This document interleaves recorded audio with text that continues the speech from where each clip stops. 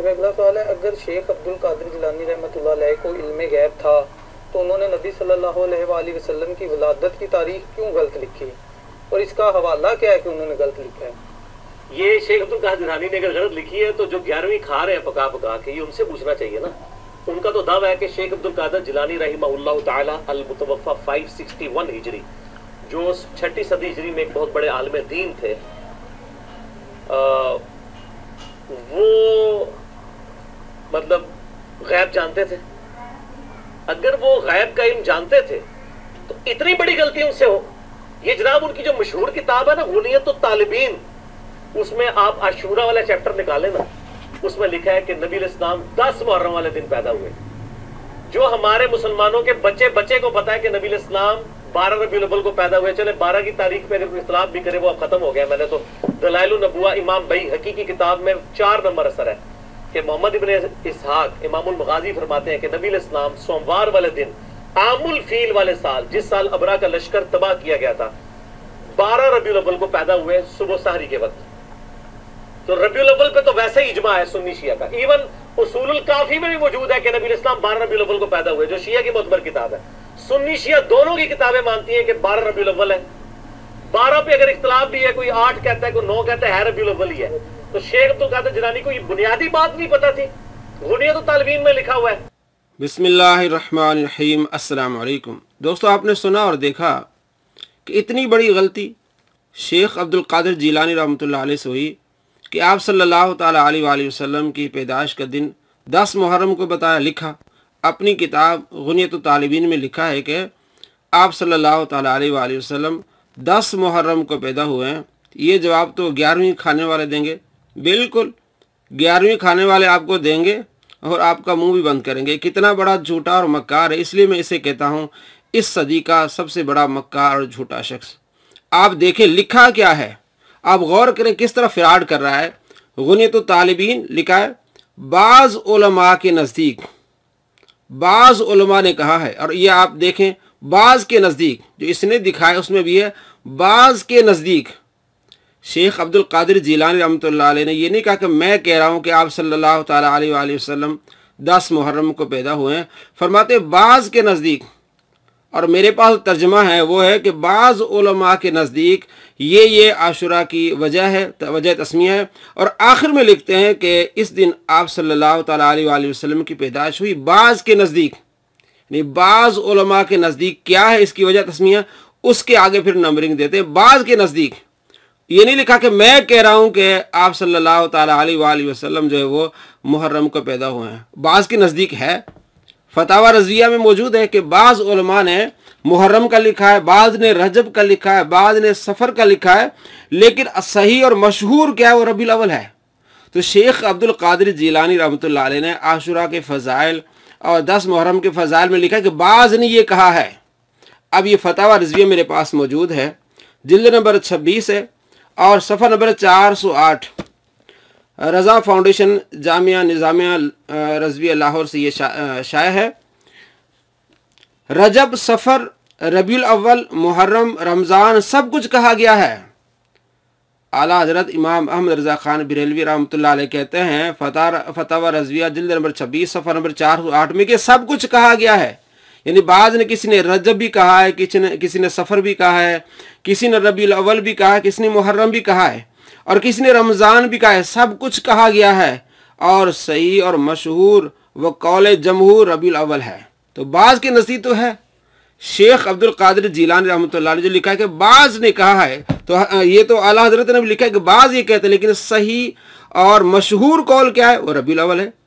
तो शेख अब्दुल कादिर जिलानी बाज़ का लिखा है, वो वजह तस्मीया बयान कर रहे थे आशुरा की, तो उसमें ये भी डाला कि बाज़ ये कहते हैं।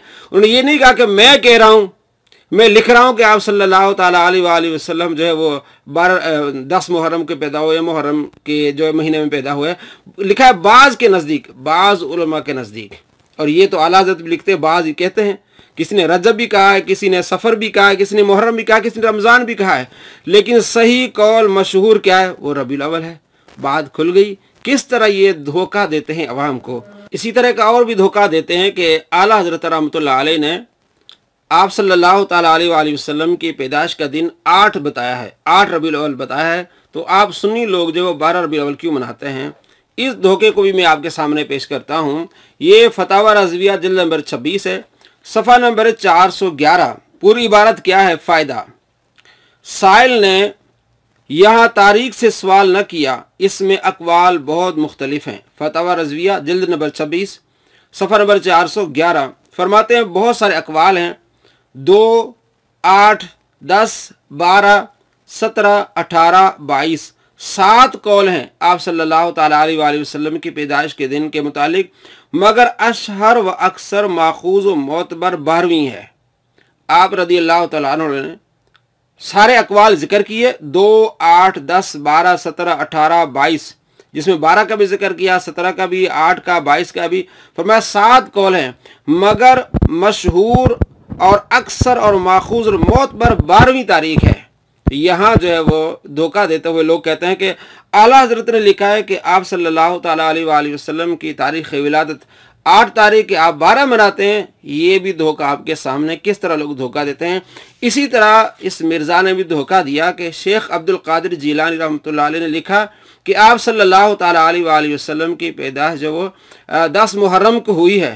आप रदी अल्लाह तआला अन्हु ने शेख अब्दुल कादिर जीलानी रहमतुल्लाह ने क्या लिखा है जी, बाज़ उलमा के नज़दीक, आपने ये नहीं फरमाया कि मैं लिख रहा हूँ कि आप सल्लल्लाहु ताला अलैहि वसल्लम की पैदाइश जो है वो 10 मुहर्रम को हुई है। फरमाया बाज़ के नज़दीक, बाज़ के नज़दीक। और यही बात फतावा रज़विया जिल्द नंबर 26 सफ़ा नंबर 408 में आला हज़रत ने लिखी है कि बाज़ ये कहते हैं, ये कौल मौजूद है, रजब भी कहा है, सफ़र भी कहा है, रबीउल अव्वल भी कहा है, मुहर्रम भी कहा है, रमज़ान भी कहा गया है, लेकिन सही और मशहूर कौल कौन सा है? रबीउल अव्वल का है। तो शेख अब्दुल कादिर जीलानी रहमतुल्लाह अलैह ने सिर्फ ये लिखा कि बाज़ के नज़दीक। तो बात क्लियर हुई किस तरह धोखा देते हैं। और दूसरी बात यह है कि औलिया किराम के गैब के मुतालिक जो कहता है वो भी ज़रा सुनिए और गौर कीजिए कि वो क्या कह रहा है। सर मान लो और कितना करिए दोनों बनाने वास्ते कि गैब सिर्फ अल्लाह के पास है। अल्लाह ताला अपने बंदों में से जिसे चाहता है गैब की खबर अता फरमाता है, और वो बंदे होते हैं सिर्फ अंबिया। सूरे आल इमरान की आयत नंबर है 179, आल इमरान 179। औज़ु बिल्लाहि मिनश शैतानिर रजीम। बड़े सख्त अल्फाज हैं, इसके बाद कोई शर्म करेगा बयान करते हुए इल्म गैब किसी और के लिए। अल्लाह ताला कहता है वमा कान अल्लाहु लियुत्रिअकुम अलल गैब। अल्लाह की शान नहीं कि हर बंदे को गैब बता दे, वलाकिन्नल्लाह यज्तबी मिन रुसुलिही मन यशा, बल्कि अल्लाह सिर्फ रसूलों को, अल्लाह कहता है कि मेरी तौहीन है कि मैं हर बंदे को गैब बताऊं, सिर्फ रसूलों को बताऊंगा। फ़आमिनु बिल्लाहि व रसूली, बस ईमान लाओ अल्लाह और उसके रसूल पे। अबू बकर, उमर, उस्मान अली का भी काम है कि वो नबी के गैब के ऊपर ईमान लाए, और मेरा और आपका भी, और शेख अब्दुल कादिर जिलानी और इमाम गजाली का भी यही काम है कि वो सिर्फ ईमान लेके आए। गैब का इल्म नहीं उनके पास हो सकता। व इन तुमिनु व तत्तकू फलकुम अज्रुन अज़ीम, अगर तुम ईमान लाओगे और तकवा इख्तियार करोगे तुम्हारे लिए अजर अजीम होगा।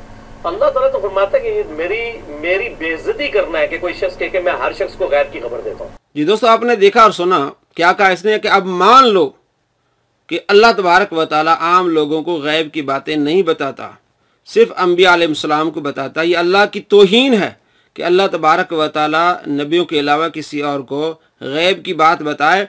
ना गैब की बात अबू बकर के पास है, ना उमर के पास है, ना अली के पास है, ना उस्मान के पास है रदी अल्लाह तआला अन्हुम, ना जो है वो इमाम गजाली के पास है, ना शेख अब्दुल कादिर जीलानी रहमतुल्लाह अलैह। यही कहा इसने। और बल्कि आगे क्या कि अल्लाह तबारक व तआला फरमाता है मेरी बेइज्जती है कि मैं रसूलों के अलावा किसी और को गैब का इल्म दूँ। यानी ये वाज़ेह इसने बता दिया कि अल्लाह तबारक व तआला रसूलों के अलावा किसी और को गैब का इल्म नहीं देता। अब मैं आपको आगे इसी का क्लिप दिखाता हूँ जिसमें ये बता रहा है कि हज़रत उमर रज़ी अल्लाह तआला अन्हु को गैब का इल्म है। हज़रत उमर के बाद मैनेजमेंट कमजोर होगी, और वो अबू दाऊद में हदीस बड़ी खतरनाक है शाह जी। अबू दाऊद की एक रवायत 4656 कि एक यहूदी ईसाई आलम दीन को बुलाया गया हज़रत उमर के पास, सही सनद के साथ है। दारुस्सलाम वालों ने उसकी तखरीज भी की है शेख ज़ुबैर अली ज़ई साहब की। 4656 आपने पूछा उस यहूदी आलिम से कि बता तेरी किताबों में मेरे बारे में क्या लिखा है। उन्होंने कहा तू आहनी दीवार है, जो नबी सल्लल्लाहु अलैहि वसल्लम ने फरमाया मेरी उम्मत और फितनों के दरमियान दरवाजा उमर है। उनका बता मेरे बाद जो खलीफा बनेगा उनका खलीफा तो नेक होगा लेकिन उसमें एक कमजोरी होगी, वो अपने रिश्तेदारों को नवाजेगा। तो हजरत उमर की जुबान से 3 दफा निकला, खुदा उस्मान पर रहम करे, खुदा उस्मान पर रहम करे, खुदा उस्मान पर रहम करे। यानी हजरत उमर ये मतलब उनको या आप करामत कह रहे हैं या उनका एक विजन था, उनके ज़हन में तो था ना मैंने कौन सी कमेटी बनानी है। जी दोस्तों, आपने देखा और सुना कि राहिब से पूछा हजरत उमर रज़ी अल्लाह तआला अन्हु ने, तो राहिब ने कहा कि खलीफा तो साले होगा लेकिन अपनों को नवाजेगा। तो हजरत उमर रज़ी अल्लाह तआला अन्हु ने फरमाया कि अल्लाह उस्मान पर रहम फरमाए, अल्लाह उस्मान पर रहम फरमाए, अल्लाह उस्मान पर रहम फरमाए। तो हजरत उस्मान गनी रज़ी अल्लाह तआला अन्हु को आपने खलीफा तो नहीं मुकर्रर किया था, हजरत उमर रज़ी अल्लाह तआला अन्हु ने एक कमेटी बिठाई थी कि ये कमेटी फैसला करेगी। तो आपको कैसे मालूम हुआ कि उस्मान जो है वो खलीफा बनेंगे? और इसने क्या कहा कि हजरत उमर की जो है वो ये आप उनकी करामत कह लें या उनका विजन। तो करामत मतलब ये करामत से पता चल जाएगा ना कि गैब का, यानी अगर कोई बाकरामत अल्लाह का प्यारा हो तो उसे मालूम हो जाएगा ना कि मुस्तकबिल में क्या है, इसे तो गैब कहते हैं। अब तो आप मान रहे हैं कि करामत के ज़रिए से कोई गैब जान सकता है, तो करामत का दरवाज़ा तो बंद नहीं हुआ। फिर ये तो करामत शेख अब्दुल कादिर जिलानी भी दिखा सकते हैं, इनके पास अल्लाह ने दिया उनको। इसी तरह करामतें आज भी हो सकती है। तो यानी आप मान रहे हैं कि गैब का इल्म करामत के ज़रिए हो सकता है, या इनका विजन था कि मैंने इस तरह कमेटी बनानी, यानी मैंने धांधली करी नौज़ुबिल्लाह। यानी किस तरह हज़रत उमर पर ये एक जो है वो दाग लगा रहा है कि हज़रत उमर ने इस तरह की कमेटी बिठानी है जो धांधली करके हज़रत उस्मान को नौज़ुबिल्लाह जो सिर्फ खलीफा चुनेगी। एक तो करामत वाली बात कर रहा है, दूसरा हज़रत उमर रज़ी अल्लाह तआला पर ये एक धब्बा लगाने की कोशिश कर रहा है कि हज़रत उमर रज़ी अल्लाह तआला ऐसा विजन रखते थे कि मैं ऐसी कमेटी बिठाऊंगा जो हज़रत उस्मान गनी रज़ी अल्लाह तआला को नामजद करेगी। ये भी एक झूठ है। उन्होंने कमेटी बिठाई, उस कमेटी ने उनको सिलेक्ट किया। तो आपको कैसे मालूम हुआ, यानी हज़रत उमर रज़ी अल्लाह तआला को कैसे मालूम हुआ कि मेरे बाद खलीफा उस्मान होंगे? ये सवाल है इसके लिए। कहते हदीस भी सही है, उधर कह रहा है कि अल्लाह की तौहीन है किसी को गैब का इल्म हो, अल्लाह की नौज़ुबिल्लाह बेइज्जती है। मान लो जी अल्लाह अपने नबी को गैब का इल्म अता फरमाता, किसी और को नहीं देता। अब यहाँ सही हदीस भी पेश कर रहा है और ये बता रहा है कि हज़रत उमर रज़ी अल्लाह तआला फरमाते उस्मान पर अल्लाह रहम करे, उस्मान पर अल्लाह रहम करे। और ये कह रहा है करामत भी हो सकती है, विजन भी हो सकता है। तो करामत से पता चल रहा है कि करामत से मालूम हो रहा है कि गैब के इल्म जाना जा सकता है, और फिर उधर कह रहा है कि वो अल्लाह की तौहीन है। दोस्तों आप खुद सोचें कि किस तरह ये डबल माइंडेड है, किस तरह ये धोखा दे रहा है, किस तरह ये अवाम के साथ फ्रॉड कर रहा है, किस तरह ये अवाम को धोखा दे रहा है। आप खुद समझिए। अस्सलामु अलैकुम व रहमतुल्लाहि व बरकातहू।